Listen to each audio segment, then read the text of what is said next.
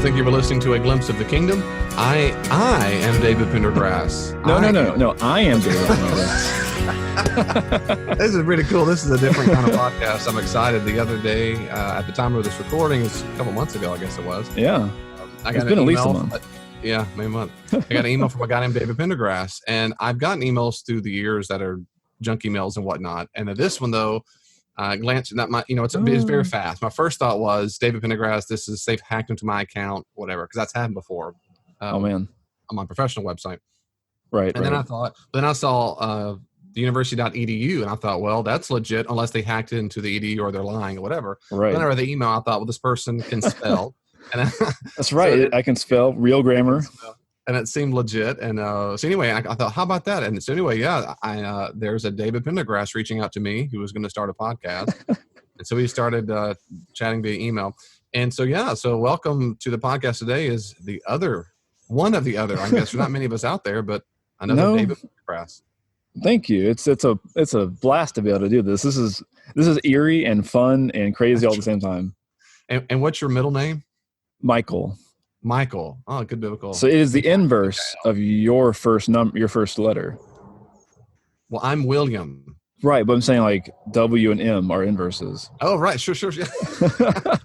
That's crazy. And what was cool, which we'll talk about here in this podcast, when David and I chatted a while back, I guess it was now, we were chatting about what he does, and I want to hear some of his story, a little of his testimony, but also we started talking about the importance of theological education.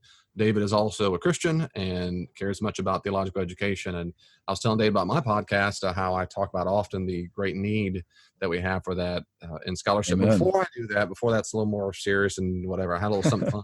My wife just thought the best thing ever that there's another David Pendergrass who reached out to me. What does your wife think, by the way? She thought it was hilarious and awesome. Yeah. And so whenever we talk about you, it's like, I'm going to go talk to the doctor, David Pendergrass. Oh, no. And David's wife is a redhead. And of course I am a redhead. And now everyone's going to Google you and see if they already know what I look like. They're going to see the other David has black hair. That's black. It's brown. Brown. It's a darker brown. Yeah, it is dark. He's got a beard, which we'll talk about his beard magic a little bit. I'm growing out. My son said right when this at the time of this recording, the virus pandemic has been out for about a month, 6 weeks or something. Yeah, something like that. And a few weeks ago, my son said, "Dad, you got to grow it out, Dad." And so I've been doing it a little bit. I hadn't had my beard out this long in a while. Okay, so my wife thought it was really cool, and she said, "Well, if you're going to do a podcast with him, you have got to ask him some fun questions." And yes, I said, let's do it. Sure, honey. Whatever you want, honey. Yes, ma'am. I know the answer to one of these, but it was funny. So when I grew up, I'll ask you first, and I'll tell you mine. But, except this, we already know the answer is, do you have a nickname, or what was your nickname? Yes. So, I don't really have a nickname anymore. Now that I'm out of college and out of that sort of mentality, I don't really hear it very often, but when I do, it hits me right here and it just feels real good. My nickname in college was Pendar. So I worked at a place called Bunclarkin, and it's in the Flat Rock Mountains, or the Blue Ridge Mountains up there in Flat Rock, North Carolina. I worked there in the summers, every summer after high school, all the way through my the summer before my senior year at Erskine. And one of my good friends who worked there with me, and he predated me by at least a year or so, and he was at training before I got there. I walked in first summer training, and they're sitting in these couches in the lodge where everyone stayed, where all the guys stayed, and he turns to me and goes, "Your name is Pendar from now on out." I'm just like, I think he played Advanced Dungeons and Dragons or something. And so then it just created all kinds of confusion. Like, people thought my last name was spelled with an A rather than an E. Pendragon came out every so often. And then when I got out of college, I worked at Best Buy for a number of years. And a lot of my managers or, colleagues in the leadership world would just take Pinned or Pender or something and attach it to anything else, like Pender Clipboard, Penderman, Pender Boss, Pendervisor. Actually, Pendervisor was probably stuck the most as a supervisor for a period of my time. And so all of my employees, all of the other employees in the store would call me Pendervisor. And then a buddy of mine from college called me Pendy, and I called him Flindy. Because his name was Reed Flynn. That's the one that when I was in high school, one of my very best friends, he nicknamed me Pendy. And so to this day, that's my email address and all that stuff. My gamer tag on on Xbox is Pendy the King. It's very humble. Pendy the King. So Pendy, that's a common one. That's awesome. Did you grow up having a hard time people understanding how to spell Pendergrass? Yeah, I remember telling people to spell it Pen, like the pen, like you write with, Der, like der, and then grass, like the green grass outside, because growing up I couldn't spell the word grass because it has the other word in it. And I wasn't ever going to say that. I did get in high school sometimes Pendergradonkey. I never heard that. I've never heard that Pendergrass. Yeah. Oh man, that's funny stuff. Mine, it's amazing how incompetent people are able to spell the name Pendergrass. Almost every time I spell, I go, oh, just like it sounds, Yes. And my wife used to laugh at me because she'd hear me on the cell phone or whatever, back then it was a real phone, back when we were dating and stuff, and she'd hear me spell the name, and I would say Pendergrass, Pender, grass, as in mow the grass, Saturday. And she laughed, why you do that? I said, because they got, and then we got married. And now she always does the same. She goes, because you'll get Pendergrassed with a T at the end. You'll get Pendergrass with 2 Fs. Bless our hearts. So anyway, so I'm also a Pendy. Okay, and these are pretty fast here. I thought we can compare. Your favorite what's your favorite candy? Ooh, they're hard to find now, but the Fast Break from Reese's. Fast Break. I think no. Okay. No, not that. Take 5 from Reese's. Take 5 is good. I'm probably peanut butter pretzels. Yeah. I'm more of a Snickers guy. Oh, Snickers are good too. Sweet and salty still. Favorite movie? This is hard, I know, but just try to pick one of your favorites. I think a movie that I could watch over and over again is really anything by Guy Ritchie. So he did Lock, Stock, and Two Smoking Barrels, Snatch, Rock and Rolla. He just did The Gentleman. The Gentleman, was amazing. I've already seen it twice. Yeah, he's a different kind of. Oh my gosh, I love the British humor, and I love British humor. I love that I come into every movie. I know that somehow we're going to see 5 plot lines, and somehow he's going to write them where they all come together in this epic finale. And I know it's always going to happen, but it always gets me every time. You never know how he's going to do it, and it's so good. Yeah, he's good. He did Aladdin, the recent Aladdin. He did the live action Aladdin. I didn't know that. Yeah, that was he produced or directed that. Then he also did that King Arthur with Charlie Hunnam. That was kind of wasn't too good. But it was good. It wasn't as good as probably wasn't free to be what he really wanted to be. He had to have limitations. I bet the studio limited on him. Yeah, he had a little different on that. I like some of his stuff, but favorite movie for me is more like Braveheart, Gladiator. I like big scope, so like the period. I like period. I love period films. I love big scope to start small and go. I love big arch lines. That's my favorite. And then if I had a favorite screenwriter or director, mine would be Aaron Sorkin, who did The West Wing and The American President. Yeah. Anything Aaron Sorkin I love, basically everything. Favorite author? Can't say Gospels or something. Oh yeah, can't cheat and say the Bible. Oh man. Or one of your favorites. I feel really bad because I don't really have a person. Who's one of your favorite Bible scholars or theologians, whomever you like? Again, I think I've read so many different textbooks. I don't know if I have an exact author that I really enjoy reading. Some of my favorite books, I really enjoy reading comics. I really enjoy stuff that's kind of alternate history. So I've been reading through slowly that Stephen King novel, the 6/23/69. It's about JFK's assassination and the guy going back in time and trying to stop it.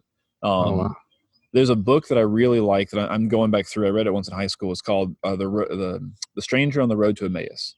And it's basically how could Christ have explained the Gospels from beginning to then to these two people on the road to Emmaus. And it goes through science and it goes through Old Testament text. And it creates this long kind of end-to-end look as what could he have said that would have so blown away these disciples. And explaining who Christ is. That's probably also one of my favorite books.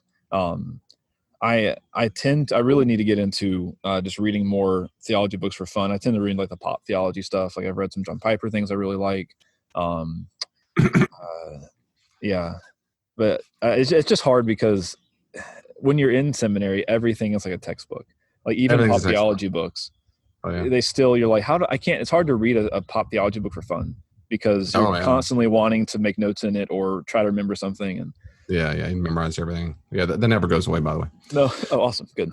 Yeah, my favorite author is probably C.S. Lewis. And as far as biblical specialists, I have other people, but he's my go-to perennial guy He's good. and guide. Lewis has helped me think more clearly than probably any other author in the history of ever. And outside of biblical text, his are the texts that I recommend the most all the time. I need to get his stuff. He's dead for 60 years, and he's still the man. J. Grierson Machen, I'll give you that. Christianity and liberalism changed my world. Okay. If you've never read that, I think it's like $1 on Apple Books. Huh. Really I don't use Apple products. I'm a Christian, but I understand. That's all right, though. You can probably get it on Amazon Kindle. How many siblings do you have? I am an only child. 0. You're only child? Okay, well, I've got it. Don't work for me. But my wife has 2 brothers. Your wife has brother. Okay, all right. A favorite Southern word or phrase? Favorite Southern word? Oof. Since you're in South Carolina, I know that counts. Yeah. Y'all. That's my favorite. We finally matched. Say it. That's my favorite Southern word. You have to say that. It's logical. I have to tell myself not to say it in emails because it comes out so naturally, and it's hard for me to be more formal and not say y'all in an email. I say it. Oh. I'm proud. Favorite dessert? Ooh. Anything with chocolate and peanut butter. I love chocolate peanut butter. Chocolate peanut butter pie ice cream is really good. What? Chocolate peanut butter and ice cream is good to me. Yes. Come on now. I'll put peanut butter on almost anything. Okay. Just dial up that peanut butter on almost any ice cream makes it better. Ice cream. Preach. Okay, and the last one. Very important. Favorite meal of the day, breakfast, lunch, or dinner?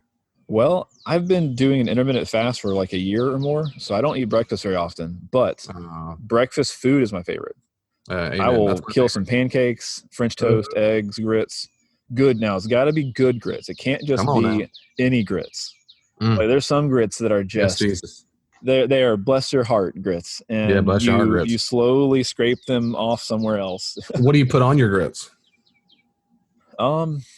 If they're cooked well, maybe. Well, honestly, if they're cooked well, nothing, because they have enough butter and salt in them already. Okay, about to say surely some butter and salt. Okay. Butter and salt and cheese. Honestly, I'll put cheese. Maybe some bacon sprinkles.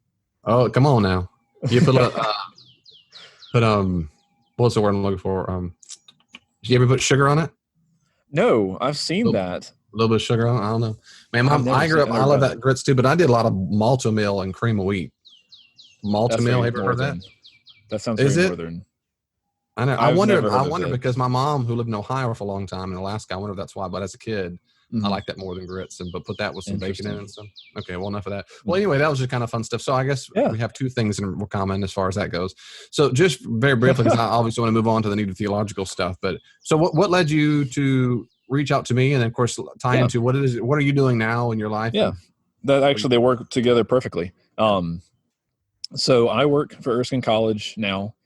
Specifically Erskine College, but just because of what I do, I end up talking a lot about Erskine Seminary as well. They're the same institution, same name, same campus.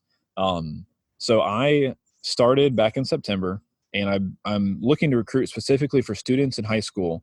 Mainly, I actually do have a student potentially in the fall who's got to be in her 50s who wants to do this because she never got her bachelor's, and so she's looking to do her bachelor's and master's at the same time. Like, this is a perfect program if we can get you here. Real fast, where is Erskine for my audience? So Erskine is in South Carolina generally, but it's in Due West. And yes, Due West is a place. It's in Due West, South Carolina, which is about 45 minutes south of Greenville, about 30 or 40 minutes east of Anderson, and it's very, very west of like Charleston. It's about 2 hours or so, I guess, sort of west of Columbia.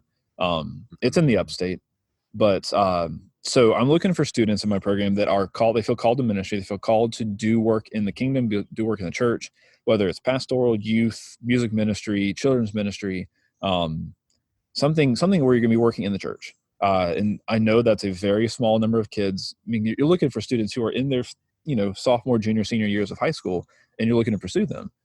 That's a needle in a haystack, and I get that, but I'm not looking to have 100 students come into the Bible religion department. We're looking for 10 to 15 every semester would be awesome, or every fall would be awesome. So while I was there, or while I was doing my thing, working on ways to market, working on ways to reach out and connect with people from Erskine, people outside of Erskine, I slowly began working on a podcast idea, and I pitched it to communications and through some back and forth, we got it finalized. We got the equipment for it. Then we started to record some episodes, and then we started getting ready to publish them, put them out on the web, put them on different podcast networks or platforms. And we got the first trailer out. And so I started searching for Erskine Conversations. And then I started searching for David Pendergrass. And David Pendergrass hit things. I was like, that's just weird. Why would David Pendergrass specifically bring not just one? Like, if you go look up David Pendergrass on Apple Podcast or on Spotify, you should find a number of hits for the phrase David Pendergrass, which is really strange. So I'm assuming it's picking up just Pendergrass for other podcasts, but still, just the fact that Pendergrass is hits on numerous podcasts is just hilarious because it's not a common name. So I found David Pendergrass, and I was like, this is hilarious. And I honestly think I found you years ago. For some reason, I was searching my name on Google, or it might have been when I started my small business, and found you and never did anything with it. Because when I hit you this time, I was like, this looks really familiar, and I feel like I've done this before. But this time I was like, you know what? I got nothing to lose. I'll just reach out and see what happens. And I figured if I reached out from a .edu, it would be more legit, and it would honestly throw you off, hopefully even more, because you'd be like, hold on, why is a Christian organization reaching out to me and with my last name? And I was hoping to kind of freak you out a little bit, like you freaked me out when I found you.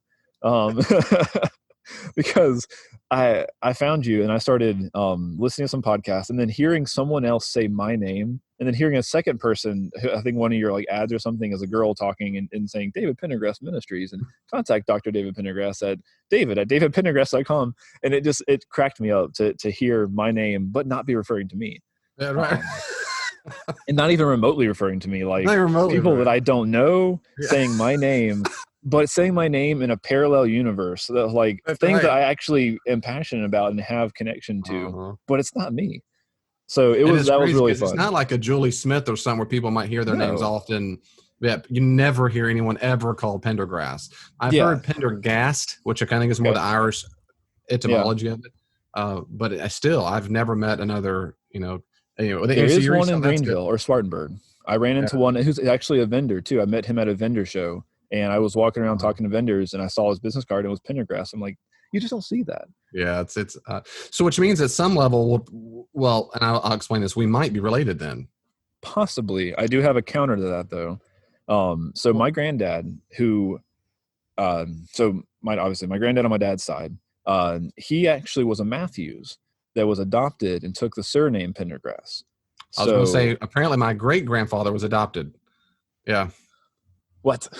I'm not kidding. So the family story is that my dad told me that his great aunt told him that the family story was that their great. So I think it'd be my great grandfather, either my great grandfather or my great great grandfather. One of those was adopted by the Pendergrass family. That he was. I don't know why, but he apparently was. Okay. And so I did my genealogy a few years ago, and it came back mostly British. And that's kind of. I came back, but it showed my plot of DNA, and it showed to the south, and a lot of my DNA landed in northern Texas, which is where my dad's from. He's from there in Granbury and Fort Worth. Okay. So it fit that little migration pattern very well.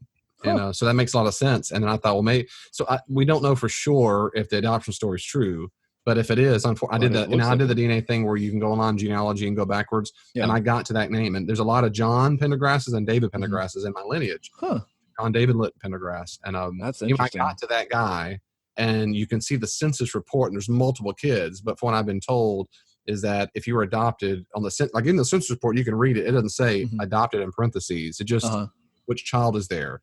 And adoption process is apparently quite easy. So it's certainly possible. All that to say, I don't know, which is kind of discouraging because I can't, if I go past him, I mean, I can, but there's no proof that it's the right person or anything. Yeah, it's the right person. I mean, so I don't know exactly. And something that was kind of funny was a few years ago, my dad, and so obviously my name is David, and I was named all my life.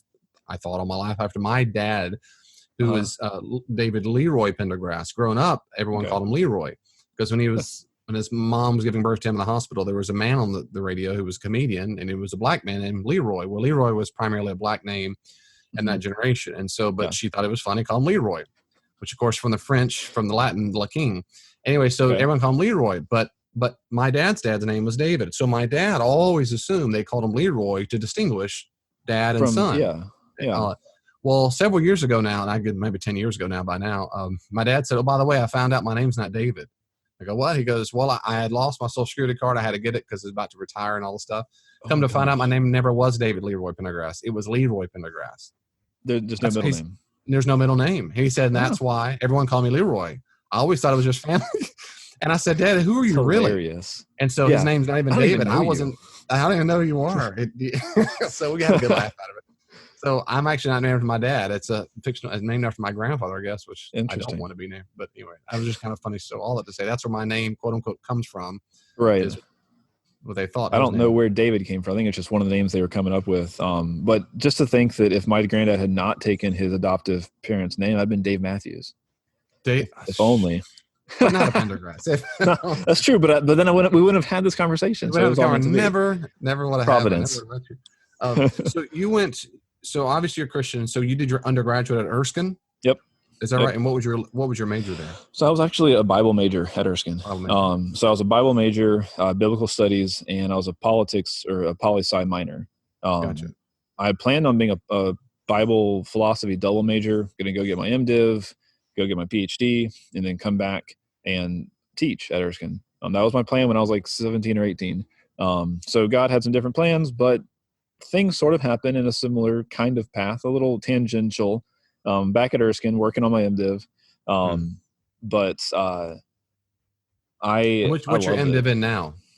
Is it a general MDiv or what is it? Yes. I don't think, at least Erskine, I don't think distinguishes on paper what kind of MDiv it is. It's just a Master Divinity. I would say historically it's very pastoral. The goal of Erskine really is to affect the kingdom in terms of pastoral ministry. The MDiv, like at RTS, for instance, is very more academic than the MDiv. What is RTS? RTS is Reformed Theological Seminary. It's in Jacksonville, Florida. There's one in Orlando. There's one in, Jacksonville, Mississippi, Orlando, Charlotte, North Carolina. It's a similar seminary to Erskine, but they're a little more academic, kind of like Westminster. Westminster is a lot more academic with their MDiv. Everyone who gets your MDiv there, everyone gets the same degree. Everyone goes to the same. Is it 90 hours roughly? Yeah. So everyone goes to the same classes.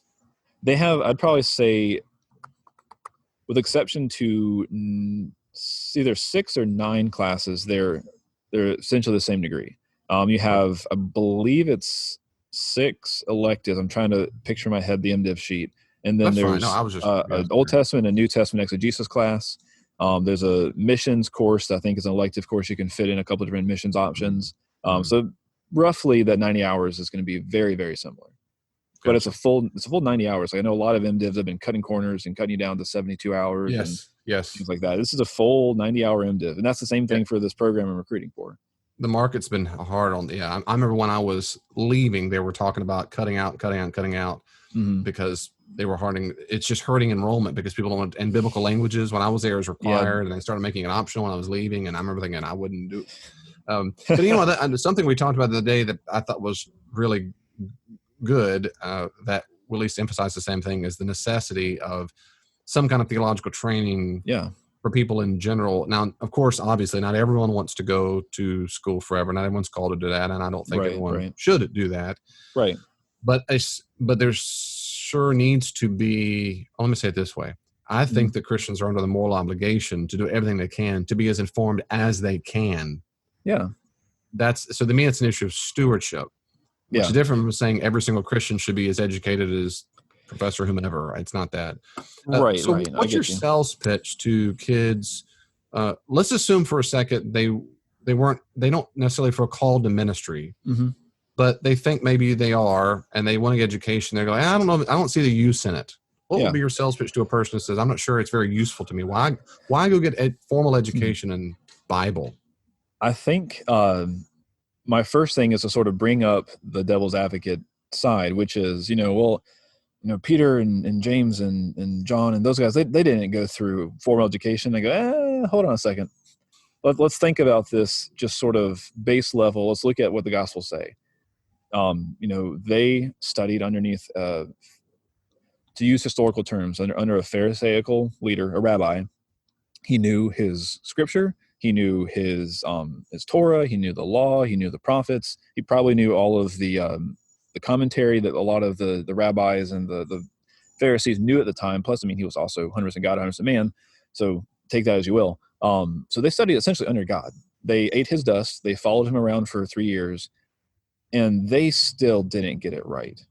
Like my favorite story to go to, just as a nice humbling reminder that if Peter and the other disciples did this, then and God still took them into the family, then he will take someone like me. Is after the death and the initial resurrection, I think when he first comes, is resurrected, and the women see that it's empty, and even I think Peter and John see that it's empty. I think it's like a chapter later, or maybe it's just one section later, they decide to go out and fish. Yeah, like John that's what 21. they know. Like they know he's at least gone. Like maybe they're not totally convinced he was resurrected, but he's not there anymore, which is weird and odd and all that. And they just go back to fish. And you're just like, what are you doing? Like you followed behind the Christ and you go back to fishing? Like that's what you do? So for all the Christians out there who feel insufficient, remember you didn't go back to fishing after hearing the gospel. Or maybe you still did, but that's okay because God still came to them. Christ still came to them where they were, and he gave them the same thing he told them in the beginning, cast her down to the side. Like he still dealt with them as a teacher to a student, as a father to a son. He still loved them. And so all of that combined, I think it's incredibly important that we continue to seek education. That another thing I'll sometimes point to is, how many verses do you know? How many verses can you say, off the bat, just basic? I would say most Christians would say 1 to 7, and they are very small and they are parts of a passage. They go, what do you think the average Jewish boy and girl knew at 4 or 5 years old? Or let's say 6 or 7. They pretty much had the Pentateuch memorized. Like not memorized in the sense of, well, it goes Genesis, Exodus, Leviticus. No, like they go Genesis 1:1 and then an end in Deuteronomy. They just knew it. They knew it because it was important to them. They knew it because it was ingrained in their studies. They knew it because it was a part of their culture and a part of their faith and a part of their relationship with God. And it was important to them. We have lost that importance. We tend to now lean more on passion or emotion. Well, that's how we got a lot of the errors we're in today in evangelism in the church in America, is because we had the Billy Sundays. It's because we had the people who, just say a prayer, raise your hand, and walk out a Christian. No follow-up, no discipleship, no mentoring, no nothing. And so that is kind of a long-winded look at, this is why education is important. We have got to be able to be able to defend the hope that we have. Because, and I was talking with my cousin, because who's not a believer, about this, I would say a lot of my personal desire to be able to help others and teach others is the 1 Peter 3:15, to be able to, you need to have a reason to fence for the hope that we have. And that harkens back to, correct me if I'm wrong, I think it's in Romans 8 where it says, if Christ is not resurrected, then we above all should be pitied. I think that those two 1 go Corinthians together. 15. Yeah. Okay. But Yeah. Thank you. Paul. Yeah. Mm-hmm. That those together, I think, are bookends that you see two apostles speaking a very similar bookend to the Christian faith. If Christ is resurrected, then we above all should be pitied, but he is resurrected. So we need to be able to have a reason to fence for the hope that we have. And so those kind of come together to sort of speak to what it is that I believe is so important about educating the lay Christian, whether it is through Sunday school, through seminars, whatever. Yeah, I'm with you, and I've said this before. I've said this to churches to which I've applied to be senior pastor before, but this all, I don't want to go on for a long time about this because I could, but the church is not. I said this the other day to a search team. I did. I searched. Well, that's what they were, a search committee search team. I said the church is not a democracy. And can you say more about that? And I said, well, it is not a democracy. And saying, of course, you probably know it from the Greek demos krasis, 2 words, people rule. I said it's not a democracy. We have zero evidence that the early church at all ever took a vote on anything. The closer we have to a voting process when the apostles voted themselves, which is a very bizarre thing they did in Acts to look for this. Right. That's just the casting lots thing. Yeah, and no one does which that is really anymore. more, I think, just trusting God. Like, whatever's going to happen, it's going to happen. What's so going to happen happens, but I might as well just go, it's just the weirdest. We're going to toss a coin. But anyway, Yeah. so the point is, but no weird. church did. Yeah. There's no church. The church believed in a spiritual giftedness. And of course, by getting to the close of the 1st century and 2nd century, you get all the way to Irenaeus and others who say you have to have a bishop present before you do the communion and on and on. Mm-hmm. But there's no concept of voting. There's no concept of that. And it's not even a republic. That's very important as well. It's not a place where you vote these boards where they represent the people in the church. Right. As I explained to them, as what we have to have, what they had to have, according to Romans 12, 1 Corinthians 12, Ephesians 4, 1 Peter 3, on and on, is spiritual giftedness. Giftedness ran. And if you look at, and every scholar that I know of agrees that Ephesians 4 is a good indication of the kind of level of authority. And so you first, as Paul says, first you have apostles, then you have prophets, then you have teachers and so forth. So the order of a sequential order of authority in the church. Yeah. And then we have the book of Hebrews when he says, I think it's Hebrews 10, where he says that people should obey their leaders. And the word is obey the leaders. And I'm paraphrasing here. Don't cause them grief. And I can go to verse after verse, the examples in the New Testament where what they did, in fact, is they believe authority came from giftedness and that certain people had certain roles and you're supposed to respect the roles. The people who are in those roles are supposed to do it lovingly and kindly and via the Spirit and never, as he says, not lord it over people if you're a shepherd and on. But their roles and they have skill sets. And I said that's the first thing. I think in the North American, particularly the Western church, they have not modeled themselves after the New Testament. They modeled themselves after the American dream. And then you particularly in Baptist denominations where it's a model where everything is possible. Almost everything possible is up for a vote. And you have to have committees. Oh, wow. Committees are the usual argument for committees in those kinds of churches is that if you don't do that, or let me say in a positive way, it's a way to help people get involved and have some skin in the game. Yeah. If you don't do that, they're going to sit on the sidelines. And I hear that 20% thing. Yeah, you're right. Which I'll go on for a long time. That really frustrates me. That's when you end up filling the committees of warm bodies because no one else will do it. In other words, you don't see giftedness. You have so many committees just to make sure everyone's there. And then, of course, this republic idea that you have to have constituents represented in the elected leaders. It's just America all over. It's not New Testament. Now, I say all that to say, and to stop myself on that, at least the second point, which is I already fundamentally disagree with the way most churches do it if they take the route of everything's a vote, which coming from a free church, evangelical Protestant tradition like myself, that's very weird because I sound much more like Episcopalian right now and Lutheran, and I get it, but I think that aspect of it is certainly more biblical. But my therefore point is one of the roles is having a teacher. And the New Testament is considered a spiritual gift. And so when I think about people who say, what about Peter and James and whatever?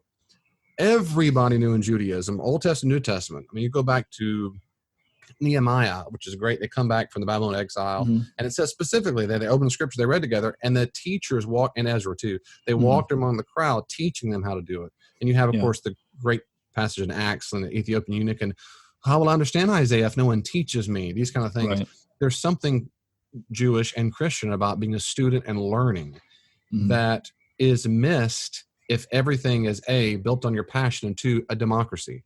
Yeah. And I would say it can be a dangerous thing for one's faith if you have that misunderstanding.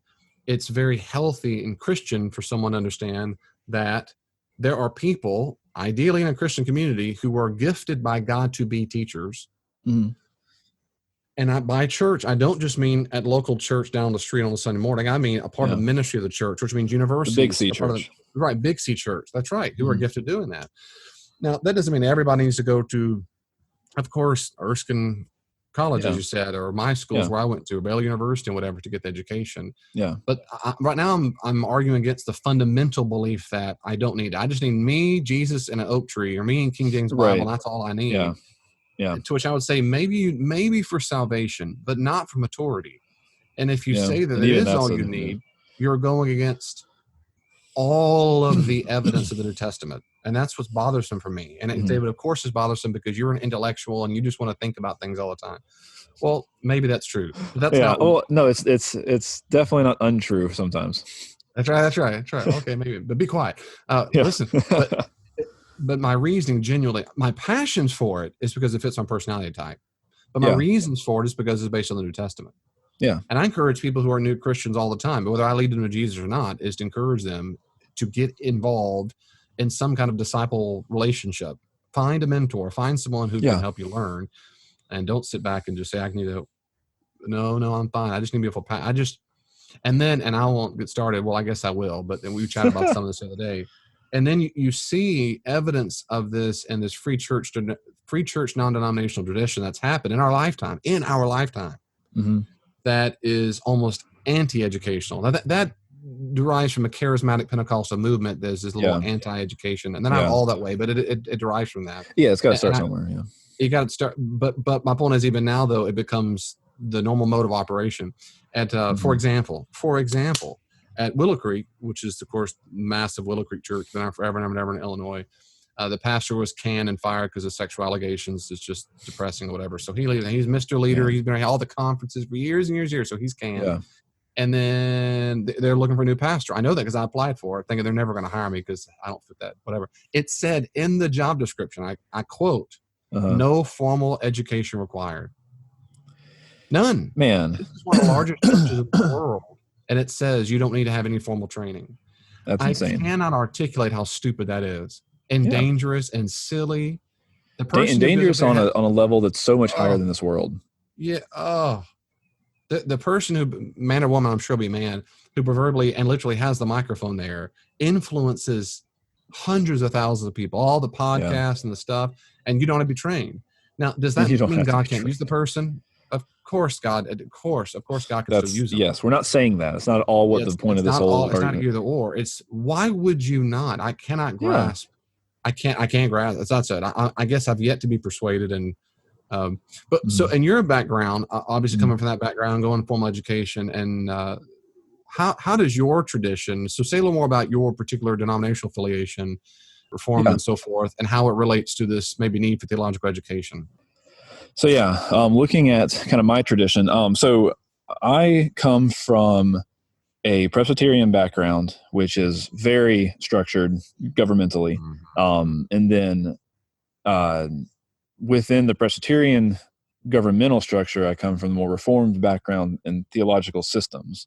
And I feel necessary to say systems because it's not that I am Reformed and then I'm Christian. It's just that that's the way that I feel like the scriptures are best interpreted. What does reform mean to you? Yeah. I think reformed is most easily, represented as the five solas, essentially. Looking at it's through Christ alone, by faith alone, through grace alone, to the glory of God alone, by the word of God alone. And that's those five things I think best understands Reformed generally. I tend to fall more along the lines of Calvin's look at, and I think we talked about this before, but I hate saying Calvinist or Calvinistic or anything like that, because that really was, so the guy I was talking to you about earlier, we did a Reformed takeover podcast for my podcast, and he's like, it basically is, it's a dirty word, using the term Calvinist or whatnot, because it was an insult at first. So was the whole tulip structure. That was all an insult to sort of demean Calvin and his theological structure.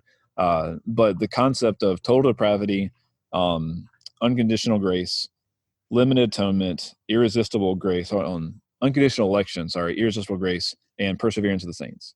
That is how I look at the way, basically, it really kind of comes down to a sovereignty question. Where do you place God's sovereignty? Do you place it full, or do you place it with hindrances, or where mankind allows certain things to happen based on what they do and say? I would argue that Scripture is pretty clear on 2 points, that God foreknows and has predestined all things, and somehow through the mystery of God, we also have free will. And Scripture passages have both things shown. I don't know how it works exactly, but I also can't disagree with what Scripture says. So that to me is kind of how I look at my system of theology generally. Gotcha. What adjective would you use if if you were characterizing those distinctives, which are distinctive, not unique, but distinctive in the history of Christianity, what adjective, if you don't use the term Calvinist, you wouldn't use, would you say Reformed? What adjective would you use? I guess Reformed is really the most innocuous form, because it is it is what the Reformation was built on. When they separated from the Catholic Church, those 5 points, the 5 solas, are, I think, indisputably scriptural. Where you get into the more Calvinist concept of Reformation is where you can have some debate and discussion over limited atonement or unconditional election or perseverance and things like those. Are where you can get a little more debatey. And that's why I find the term useful, but I fully understand and hear what you're saying, the history of it. I find the term, the adjective Calvinist, helpful for the reason you just stated, which is I'm also part of the Reformation as a Protestant. Right. I would concur hardly with the five soul. And Melissa sola, he's quoting a Latin term sola, which means alone or only. It sounds like a logical nonsense. You say it's 5 onlys, but they all have particular context. Right. Anyway, but the kind of flavor of Reformed that came out of the Reformation that felt Jean Calvin, the French lawyer, right? So Calvin's view of the Reformation and Whitefield and others is distinct from Wesley's, and on, but different authors. Anyway, historians, church historians know that.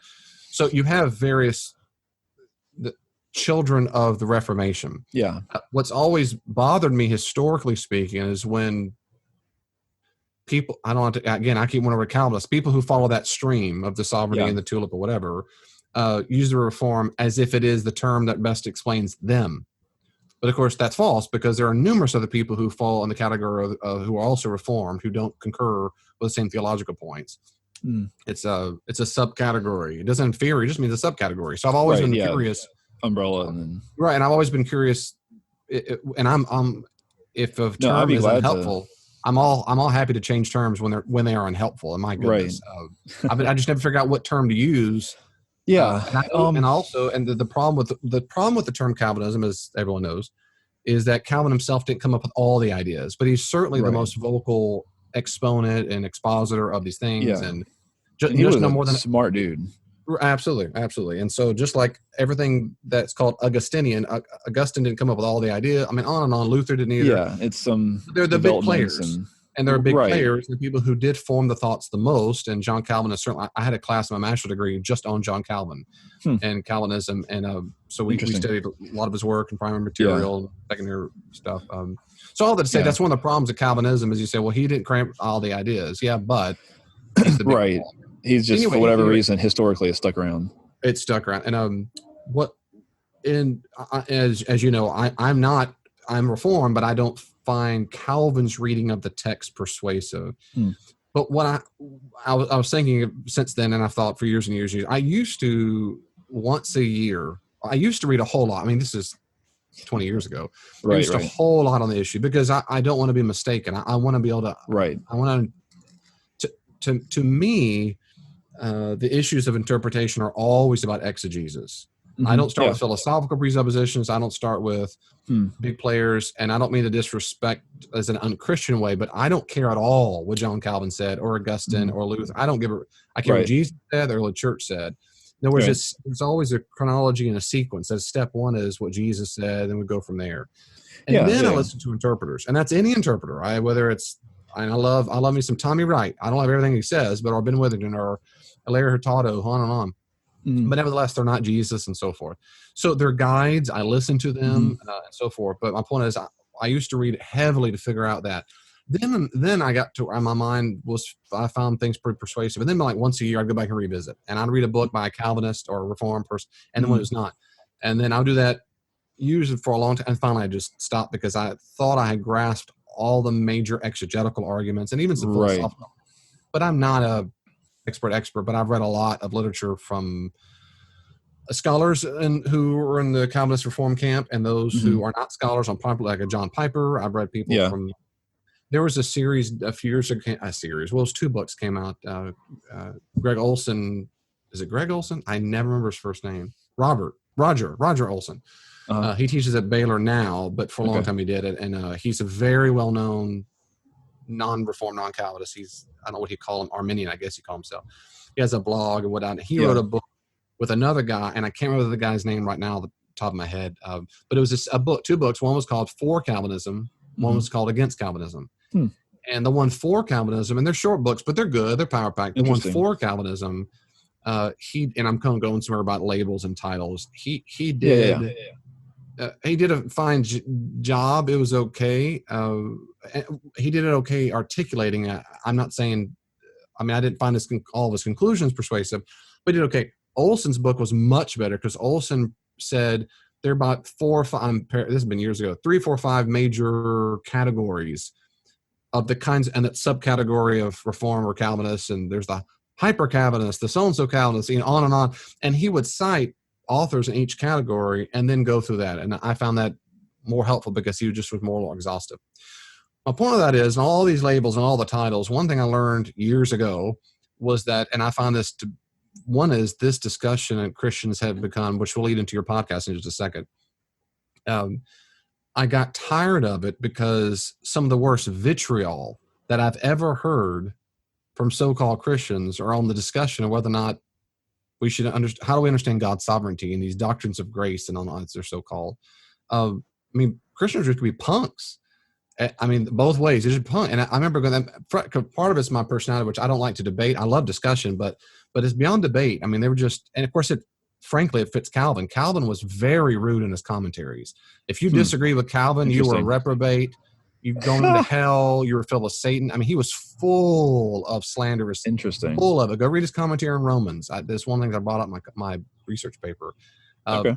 So the father of the movement set the tone very, very well, I guess. But a lot of people were just very hateful. That makes me frustrated. But the second thing was, I found that people ended up debating so much what labels were, that I thought we couldn't get to the actual substantive issue of, okay, well, let's just talk about the text versus right.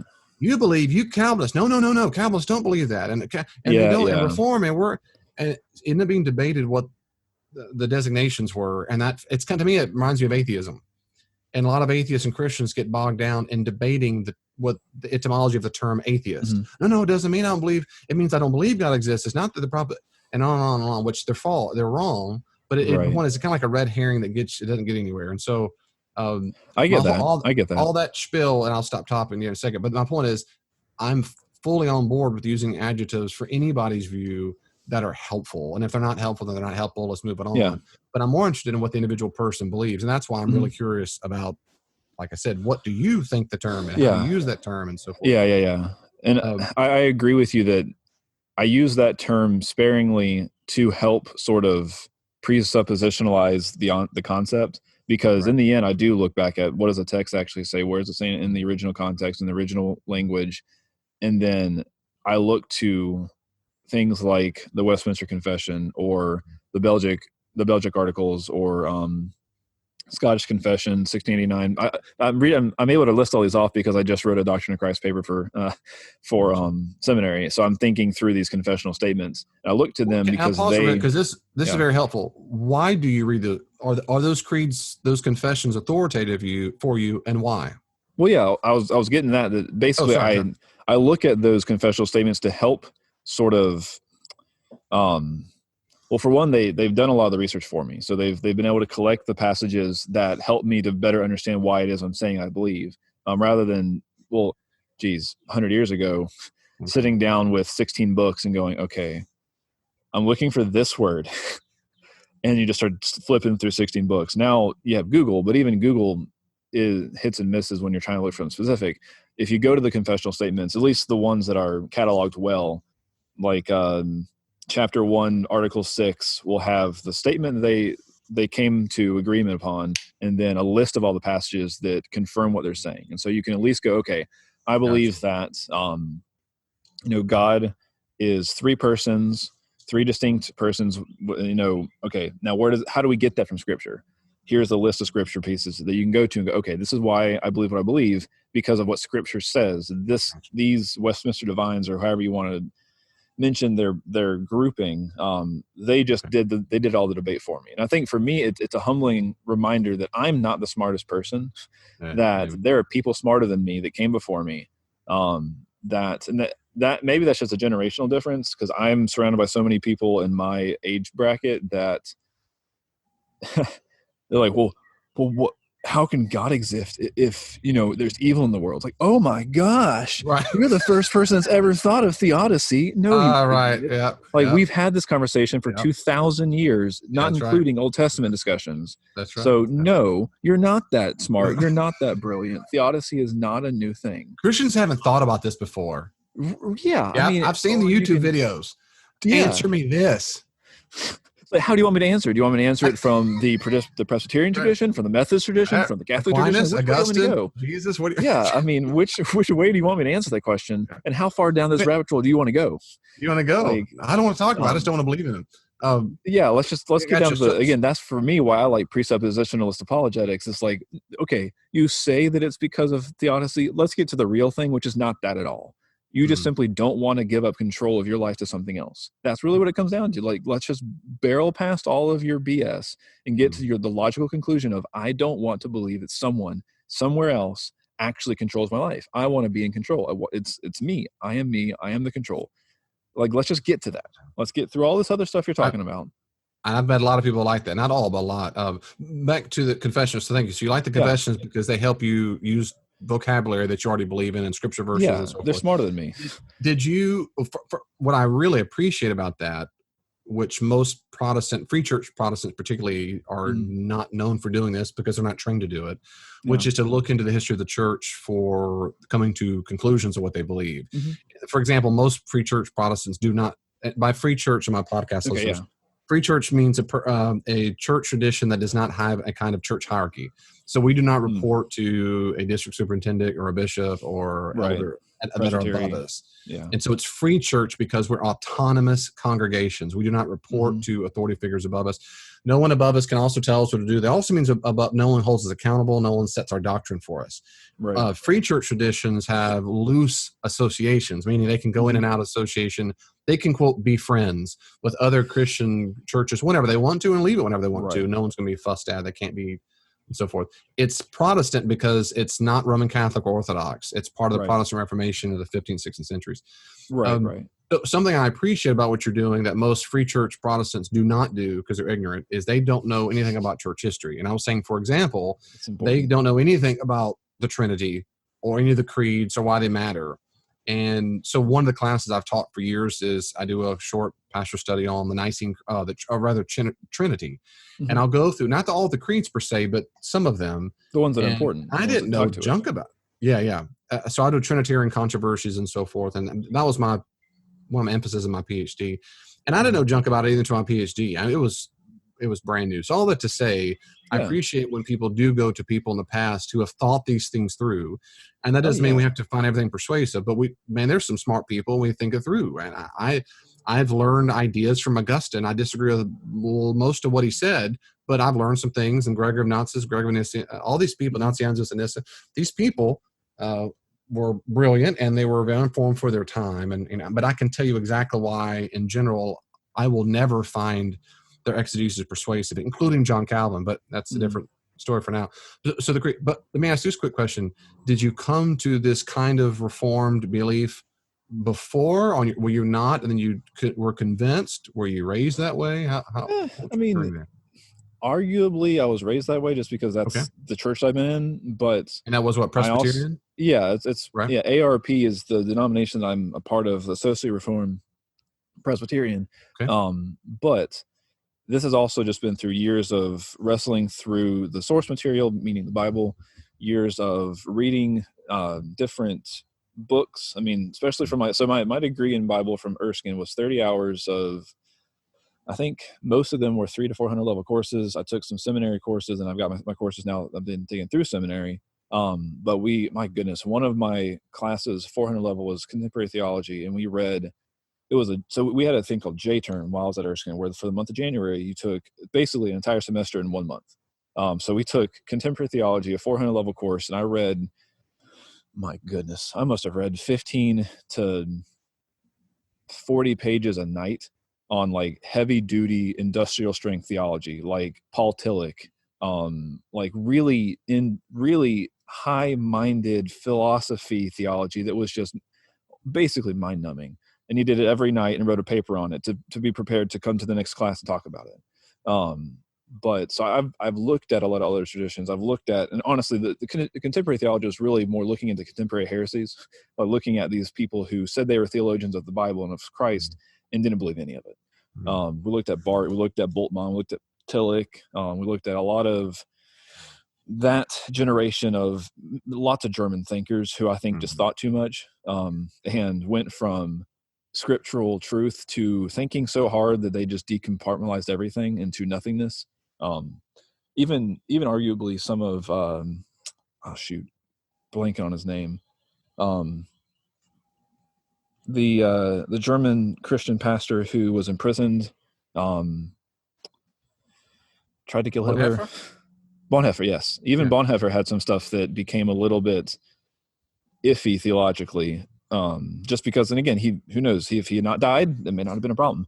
The same thing for C.S. Lewis. C.S. Lewis began to dabble in some universalism towards the end of his, at least towards the end of Mere Christianity. It basically all but embraced universalism. But I just kind of believe that, I hate the word belief, because again, that makes me think, makes other people think that I'm putting these commentaries or these confessions on the symbol of the Bible. But I just think that these people looked at scripture the best, and they give me a good foundation to then look at people smarter than myself when I want to go look at the scriptures, because I'm not the smartest person. So if I just trusted myself to go to the original text, exegete, to try and parse out what it said, I haven't spent 40 years doing this, like someone like John Calvin or like John Knox or like Martin Luther or like Augustine, like these people who spent decades, because they didn't have all the distractions we have today. They just spent their days studying and translating and ministering in times that were much different than ours. I mean, the reformers of the original sect, like the Luthers and the Calvins and the Zwinglies and all of them, they were living in a time when they really had to kind of fear for their lives while they were doing exegesis and doing translation and doing ministry and doing all this stuff. Whereas today, we're honestly really comfortable. We get to sort of do all our stuff by our own will and because we really think it's fun or we like it or we want to teach or we want to preach or something, whereas they did it because they felt that the church had so fallen away from true scriptural presence that they had no choice but to do it. If they weren't going to do it, then people were going to be missing out on God. They were going to be relying on these priests and these monks and these people who didn't know scripture, but then were giving it to them. Or they knew it, but it was so clouded in tradition that they had lost what Christ actually was saying. And so I look to Westminster Confession. I look to the shorter and larger catechisms. I look to, these different confessional statements as good sort of tangential things to go to if I'm like, okay, hold on. So if I'm trying to word what I'm saying in a way that is, one, correct, that reflects scripture well because these people struggled through it, but two, also that uses correct terminology. That's one thing that our systematics professor was talking with us about for the doctrine of God, doctrine of Christ, is you have to be very specific the words you use. When you're talking about three persons, you can't say three something else, because then you start to get into these heresies that they were directly opposing. Like the Christological heresies, all that kind of stuff. And part of the reason we write these doctrinal statements in our systematics classes is to make us struggle through and wrestle through what do you believe and how can you defend it. Like if you're going to, so part of this this Doctrine of Christ paper I've been writing is you have to walk through the heresies of Christology so that you can speak to them and you can be prepared to, if you're talking with somebody, to quote the YouTube videos about the Trinity, like, no, Patrick, that's docetism. You can't say that, like that sort of thing. You need to be able to know historically, okay, people have already tried the whole four-leaf clover or the or water vapor ice or that kind of stuff. Like that's all heresy, and here's why. Here's all of the scripture that speaks. Speaking of Olson, Roger Olson wrote a book. He did a presentation in a book on basically ancient heresies and how they show up in the church today. It's a really good book. I mean, it's nerdy, but it's a really good book. He gives a good history. Best kind of book. Best kind of book ever. The only kind of good book. Nerdy, but it's really good. I thought, to me, and when I was reading, I'm thinking this should be required reading. This should be required reading, particularly for church leaders. Right. Because if they don't have doctorate degrees in it, and I would have known any of it probably, I mean, minimal, didn't have a PhD in the field. I mean, he's Right. a historical theologian by trade, as I am. But I remember thinking over and over and over, no one knows this. No, I mean, so I'm glad he wrote the book because it's for lay people. Yeah. I'll say this last thing and wrap, because I want to talk about your podcast and we'll wrap up. The one thing about, and maybe in the future, I'd be interested to hear more of your take on exegesis of those passages and explore some distinction on sovereignty and so forth. And I'm pretty confident. I'm pretty confident the conclusions won't be novel for either one of us. But I think for my podcast, or maybe your podcast listeners too, I think it'll be informative.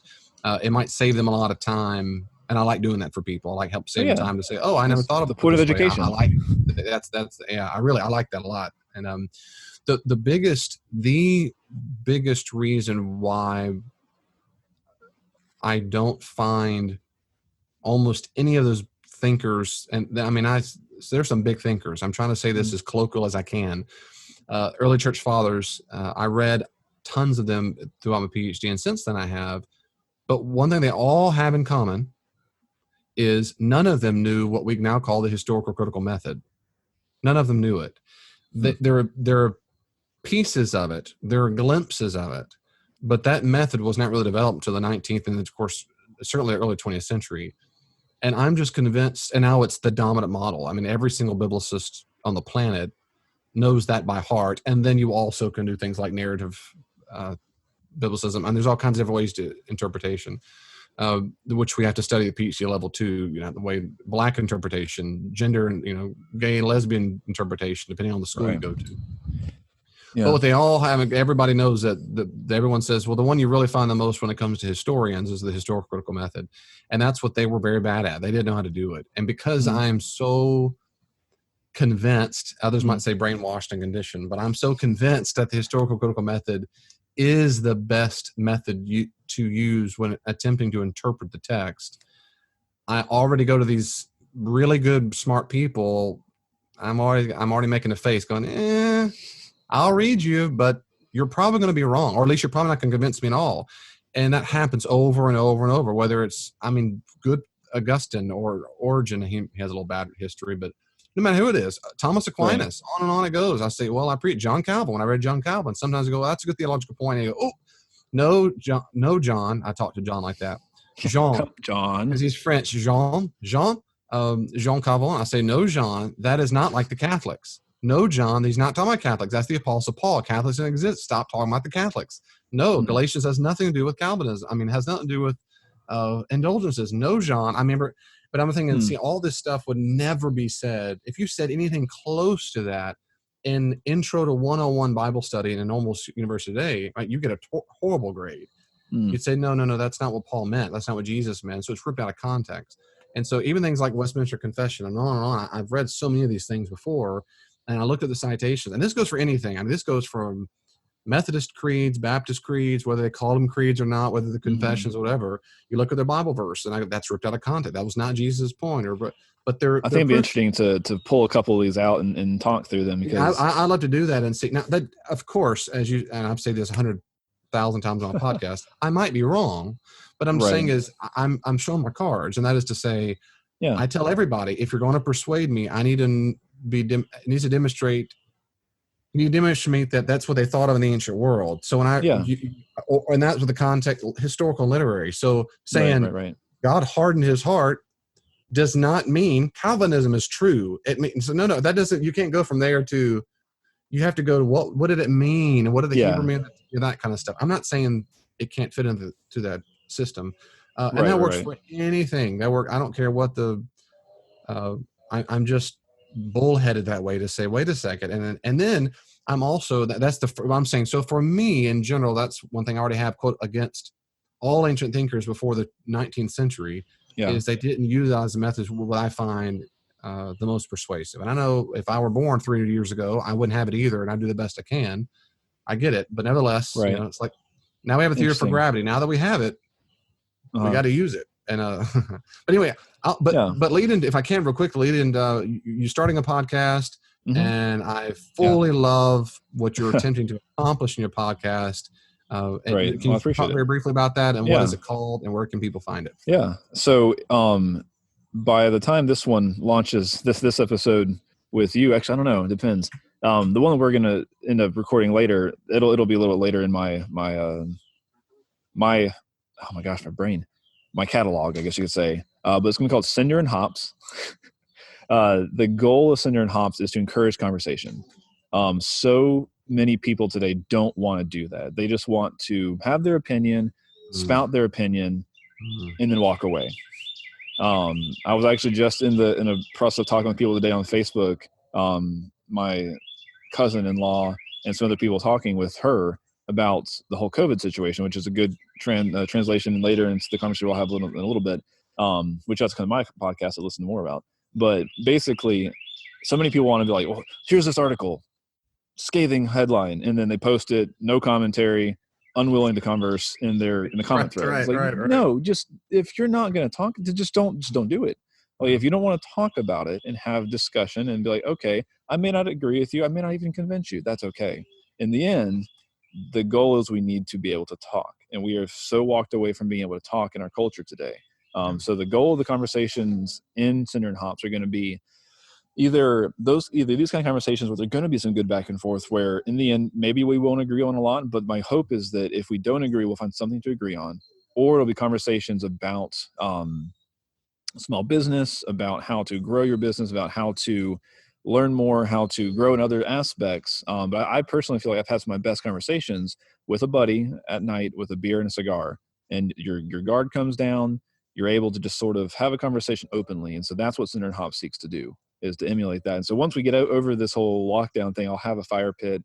We'll sit down with somebody, actually share fellowship time and talk. And of course, I have Erskine conversations that I do host for Erskine. Yeah. That's great. And I think about the Facebook idea. You're right. I have noticed that if I post something, which I haven't in a long time, because I can't, it's vexing. It's just vexing. I have to say something along the lines of, this is just a joke, I'm not having comments or something, because people, right, in my experience, don't ask follow-up questions. It's just, that's a stupid, you're just in other words, it ends up right into this attack mode. And the reverse is also true, which is to say, if I ask a person, I mean, one guy, his feelings crushed when he said something about prayer, and it was in a private, and I go, why do you think that? And this guy was on the Bible faculty at a school, and I thought, of anybody who would like to have a conversation, have a discussion. Yeah, it was just a discussion. I would say, well, I don't find that convincing, because why do you think this and why do you think that? He ended up private messaging me and saying, why are you attacking me personally? Like, what? How'd this get about you all of a sudden? I never talked to him. I thought, this is it. But I thought it has to be indicative of the culture where I can't just ask a question. I mean, I'm really asking, right? Without, like, don't picture me screaming blood-faced at the screen when I type. It's not all caps. It's not all caps. I'm not my in-laws who type. Right. Hello. Hello. I'm not my grandparents. Good heavens, man. Well, God bless you in your efforts to have that conversation. And I have a lot of hope. I really do. I'm optimistic about, this sounds like an old person to say this, but your generation, those who are in the, I'm really teenage 20s, they're old.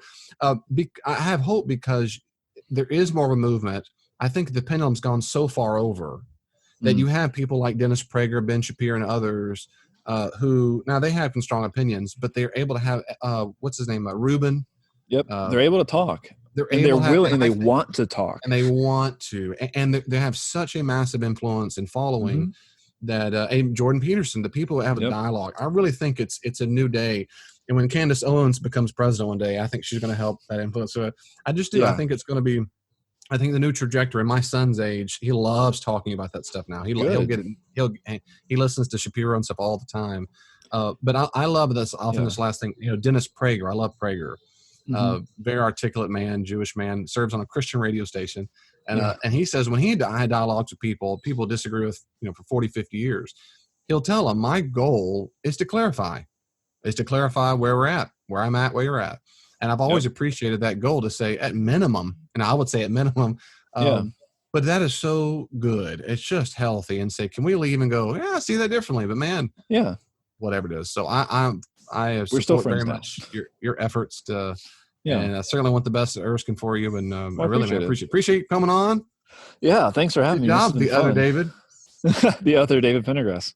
I was going to say the original, but I guess I'm older, so I don't know. How old Yeah, are you you? are. I will be 30 this week. 30? Oh, happy birthday. Yeah, thanks. 25th. 20. That's my wife's birthday. The perfect day. No, it's not. Yeah, it is. No, it's not. You take that back. It is. Oh my gosh. She turns, 25th, April 25th. Yeah, 25th. Yeah, she turns. Exactly. 100. Yeah, 25th. That's funny. That is hilarious. Sure is. Oh my gosh. Well, we'll finish this with one other funny David Michael story. So I have a good friend, my best friend from college is also a David Michael, and his birthday was the 26th of April. Wow. The year before me. So there's just something about this set of names that just seems to have been popular and seems to awesome, just follow me around. But I appreciate you having me on, and I look forward to talking more. Absolutely. Everybody check out, what's your podcast name again? It's called Cinder and Hops.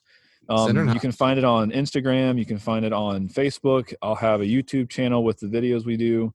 And of course, podcasts wherever you listen to podcasts. Cool. All right, brother. Thanks. God bless, man. Yeah. Thank you. You too.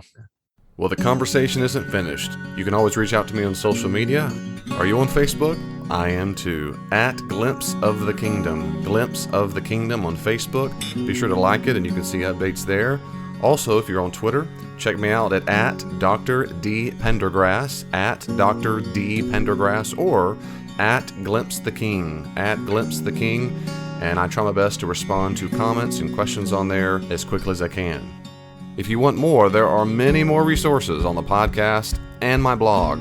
Go to my website, davidpendergrass.com, and you can see a full list of the podcast, and my blog is available for free.